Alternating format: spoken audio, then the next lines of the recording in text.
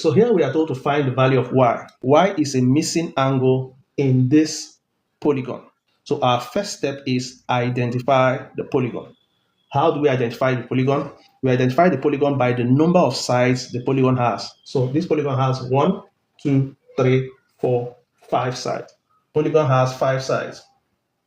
Our n is equal to 5. So this is a pentagon which has 5 sides. A pentagon is a polygon that has 5 sides. Next, we need to find the sum of angles in a pentagon. So if you add all the angles in a pentagon, what are you supposed to get? So we already know the formula. The formula is n minus 2 times 180 degrees. So if you want to know the sum of the angles in a particular polygon, this is the formula you use. All you need to do is substitute the number of sides into the formula. So the number of sides here is 5. So we are going to fix in 5. So this is 5 minus 2 times 180 degrees. 5 minus 2 is going to give us 3. So we have 3 multiplied by 180 degrees. So the sum of angles in a pentagon is going to give us 540 degrees. Tells us that if you add all these 5 angles together, you are supposed to have 540 degrees.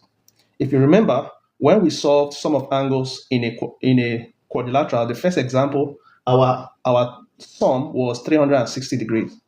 So each polygon has its own sum of angles. So you cannot use the sum of angles in one polygon to assume for another polygon. If you do that, you get the wrong answer.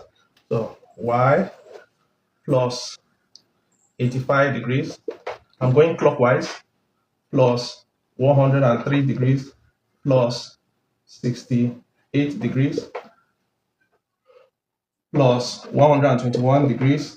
I'm going to write it here, equal to 540 degrees.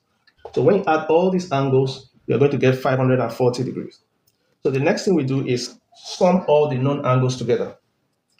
When you add all the known angles, what do you get? 377 degrees. So y plus 377 degrees is equal to 540 degrees. So next, we move 377 degrees to the right. So we have y is equal to 540 degrees minus 377 degrees. So what's 540 minus 377? 163.